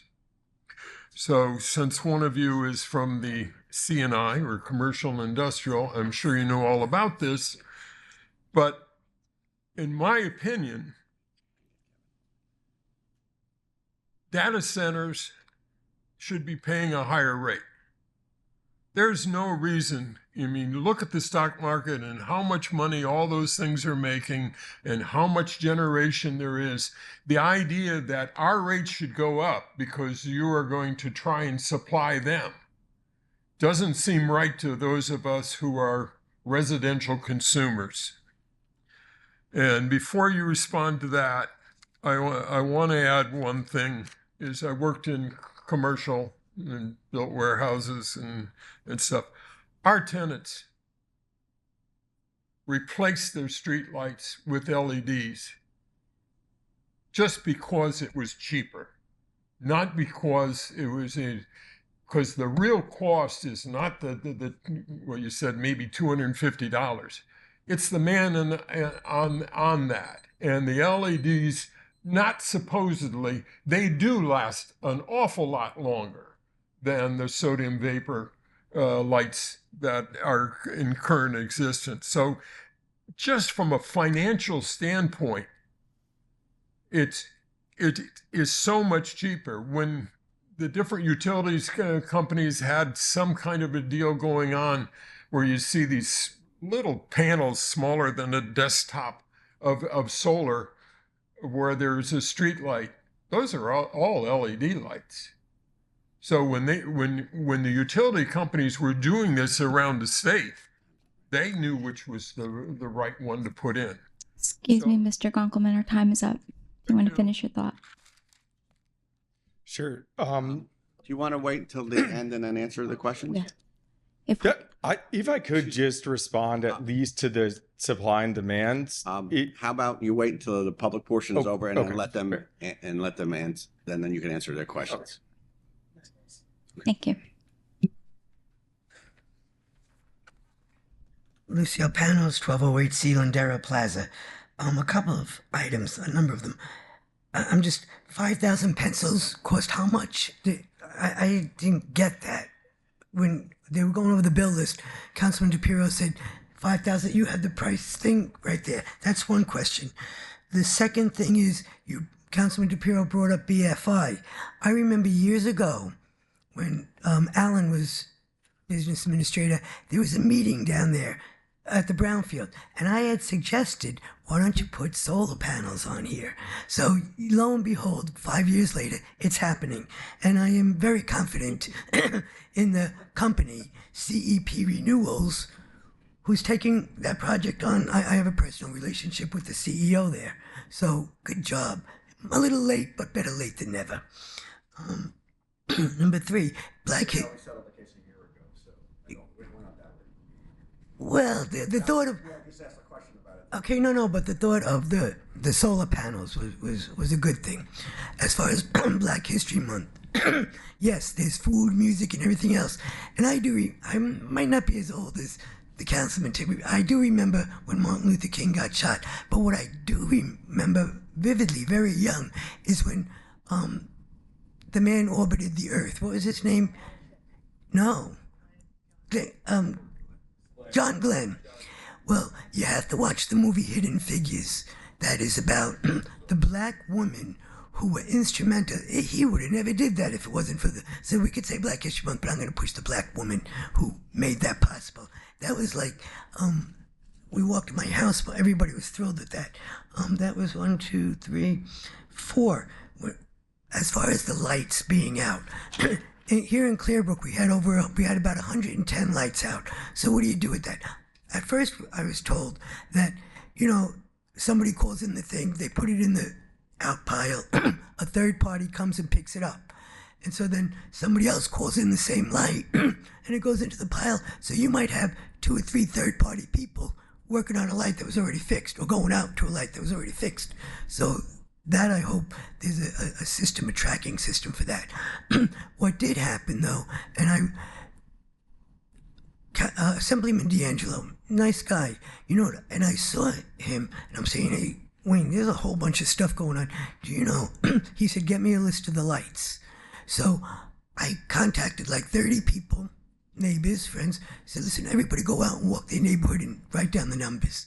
And they did, and sent them over to Assemblyman D'Angelo's office, and out of like 110, I'd say about 70 were fixed. So there's still like 30 out, but I have to give him accolades for really following up on that. As far as the street lights, is there any consideration for solar lights on the street? Sometimes you go through certain towns and you see that there's a little solar panel on their street light. I wonder if that's doable or possibly thought of here in Monroe. And last, the snow clearing procedures. Yes, it was a heck of a storm, but I am curious, what's the procedure? Like main roads I got, but what if it's a county road? Do we do the county roads, or does the county do the county roads? Who does the state roads? The state, I hope, does the turnpike, but who does the schools? Is the Board of Ed responsible for the schools and the roads? How does that get disseminated? And also, do you have third-party plowers? In the town that I came from, private snow plowers would go. We'd give them tracking device to make sure they weren't tracking the township and snow plowing ShopRite. But so I would hope that maybe you could utilize that. When I heard that the DEP and everything was working 24 hours and stuff like that, that's a lot on a person. So if there's not third party, maybe that could be considered. Thank you. Oh, well, the questions about the solar lights I would like at the end, I guess.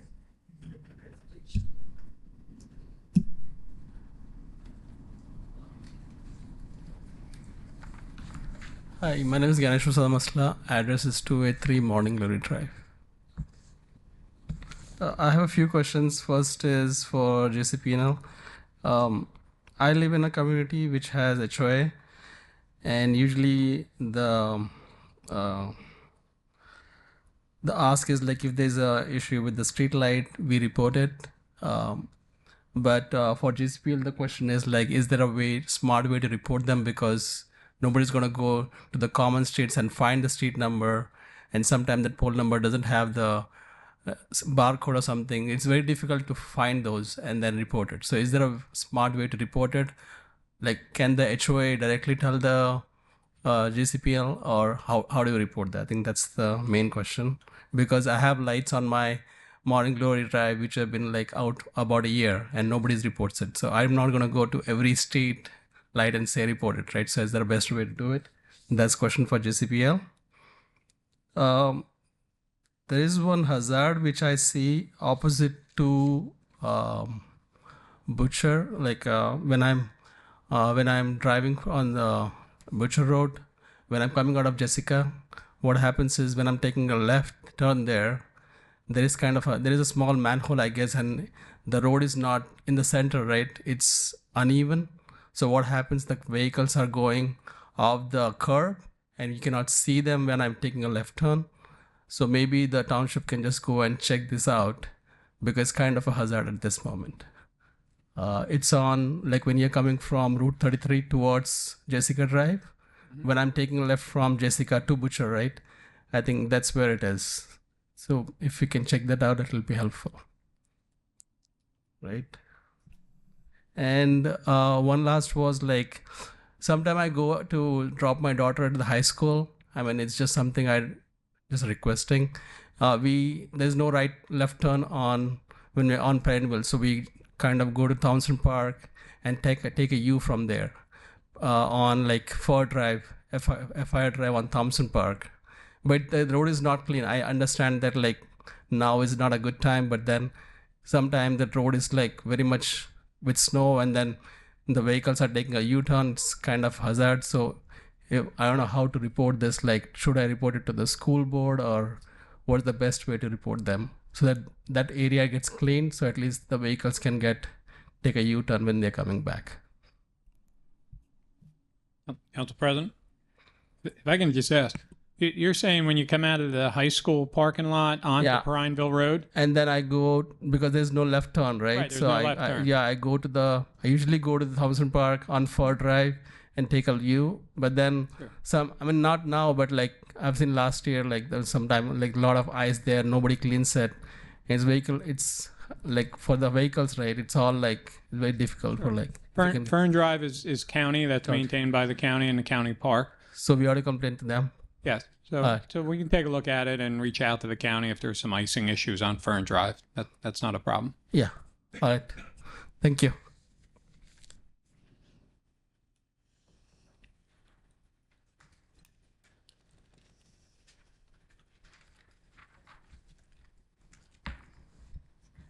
Hi, I'm Jola Maloney. I'm from the Watershed Institute. I just wanted to take the time to thank Monroe Township for their participation in the working group meeting last Thursday. And the Watershed Institute is also more than happy to sit down with anyone from Monroe to further discuss the Upper Millstone regional approach if any additional information or clarification is needed.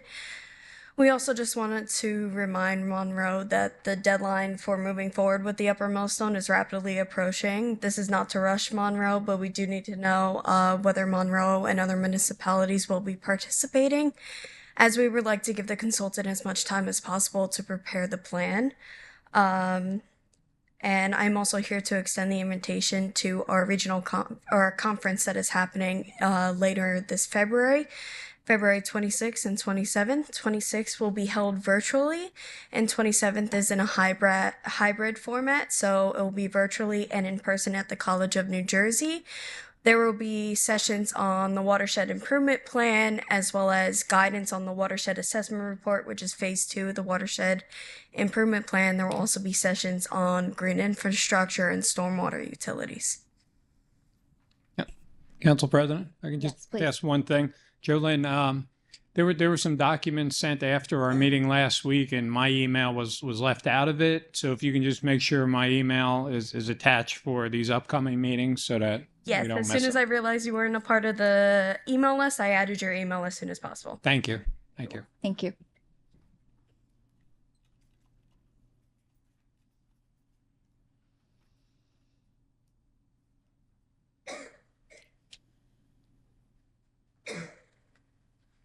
Shell Arminio, 9 Nathaniel Street. As a concerned citizen and member of the public who's always been interested in the water issues in Monroe and in the county and in the state, I would highly recommend that we do something with the Millstone watershed and get involved in that and save our potable water with all the building and everything that's happening. We're going to need to have very clean potable water. So please get involved with these environmental issues. It's very important to the future of Monroe. I have a question going back to Council President, the discussion about the 4 sites where the 4 new sites about the affordable housing. My question is, of those sites that were just voted on, what is the total build out for those 4 projects in terms of units?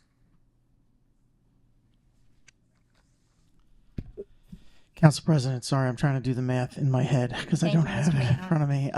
You've got, oh, maybe Mark can help me. You've got 100 plus 67, which is 167. I'm not that terrible at this. Keep going. We have 30 at the Meadowview. So what does that get me to 207? Thank you. And then 186 at the Old Bald Eagle site. I'm just not going to do it because I can't do it. I'm sorry. Okay, Council President, is that the count of the total build out, or is that just the affordable housing units? Sorry, that's the total build-up. And so how many of those are affordable? So at the 100-unit site, 22 of those are affordable. At the 67-unit site, 20 are affordable. At the 100% municipally sponsored site, all 30 are affordable, obviously. And at the 186-unit site, 37 are affordable. And when are those supposed to be? Now, I know the last round was supposed to be done by 2025. When is this round supposed to be complete? I know you haven't completed it. It's not a question of complete. We just had an obligation in the third round to rezone, so we rezoned. The fourth round lasts for 10 years. It goes into June of 2035. Okay, I would also like to say that the affordable housing, and what we keep hearing is how much affordable housing we need in the state and in the area. I would still like us to make sure we get these people in their affordable housing. The market rates are selling like crazy and the developers are getting very wealthy. We need to protect the people. The whole point and intent of this affordable housing and fair share housing is to put people in this housing that really need it, not the ones only at the market rate. So again, I would encourage this body to make sure that we are supplying the proper amount of affordable housing to people who really need it, and the rest will come. So, the market rate is doing very well, I'm sure. And now I'm going to say something even more controversial than I usually say. We've heard how wonderful everybody was in this last snow event. So I would like, as a taxpayer, I would like for consideration to propose like a pilot program to give a day off, a paid day off for all the workers who took care of Monroe Township. Somehow we can do parameters, talk to the unions or whatever, and find parameters regarding emergency weather events. I'm not saying every time, but if we can put together parameters for that kind of thing. We value the people who take care of us. Everybody's talking about how wonderful they are. Let's give them a day off. You might have to, not everybody can take the same day off, but do something where we can really show when we have weather events like this, they're infrequent, and maybe we can take care of the people who take care of us and say thank you and give them a day off and work something out in this administration.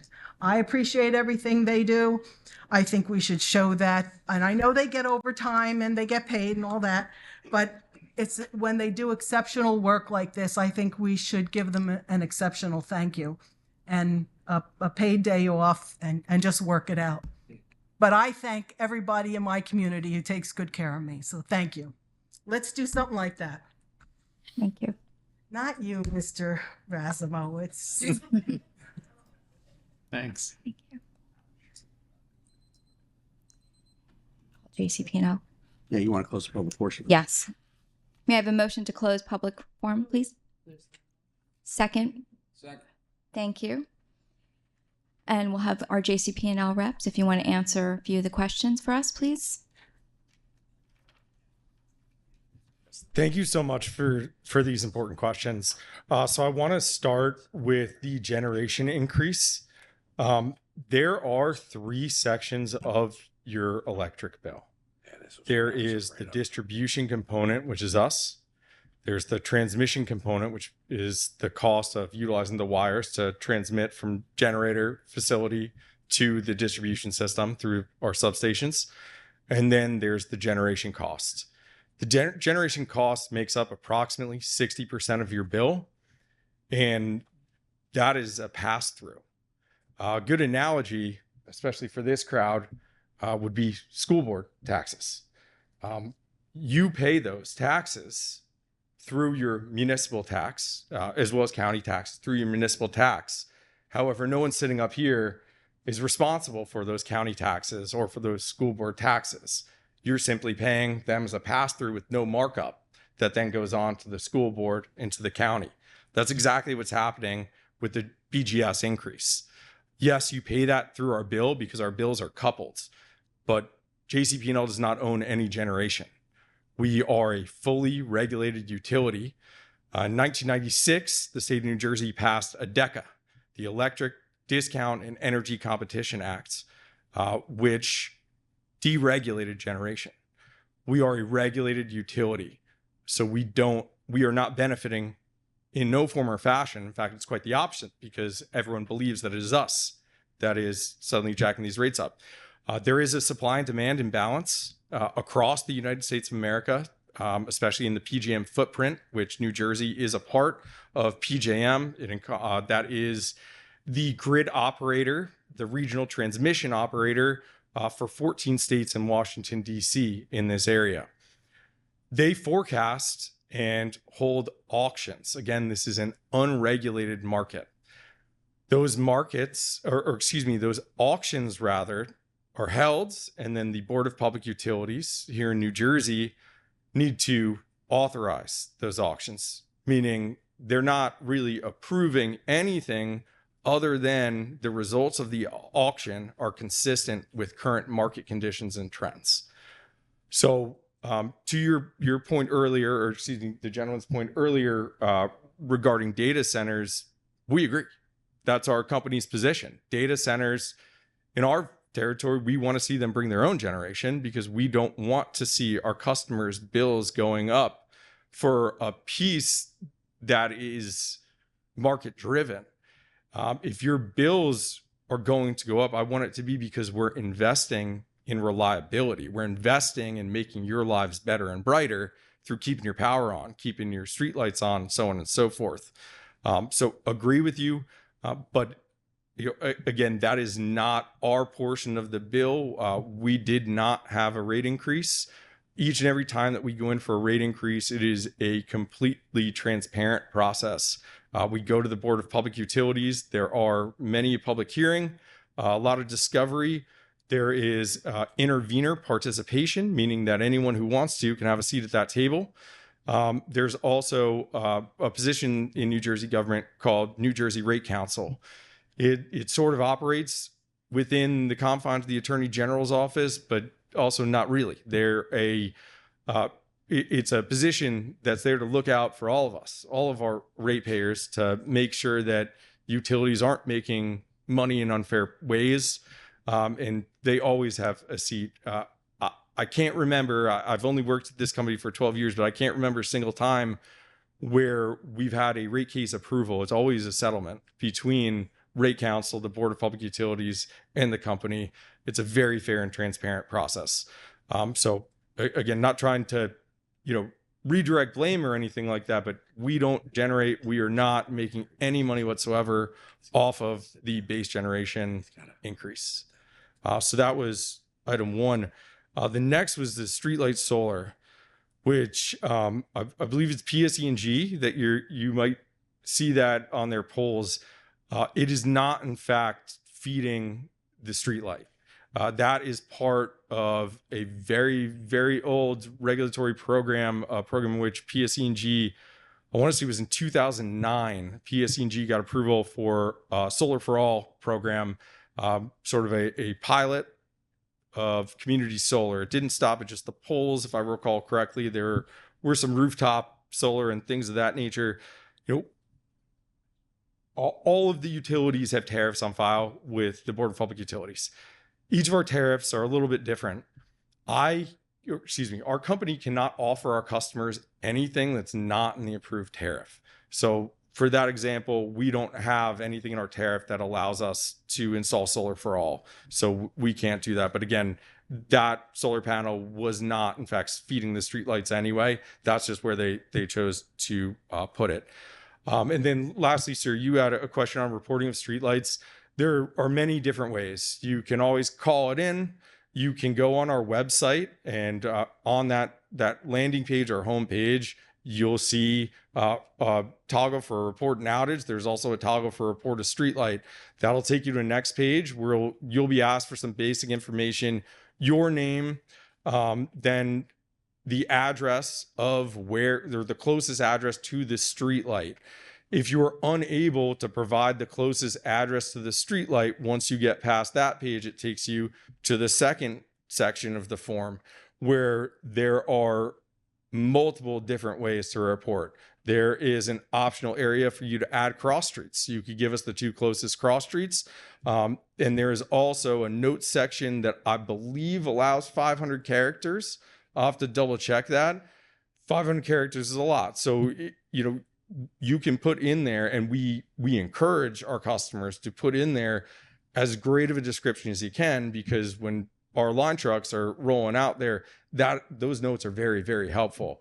Additionally, Facebook is another avenue. If you go onto JCP&L's Facebook page, you'll encounter another button to either report an outage or report streetlights. So there are many different ways, and it's not only, we always prefer the poll number, but we know that you can't always get the poll number. The poll number will match up with our GIS mapping system, and we know that's exactly where we go. But we know that's not always feasible, and that's why we give so many other options for you to provide identifying information.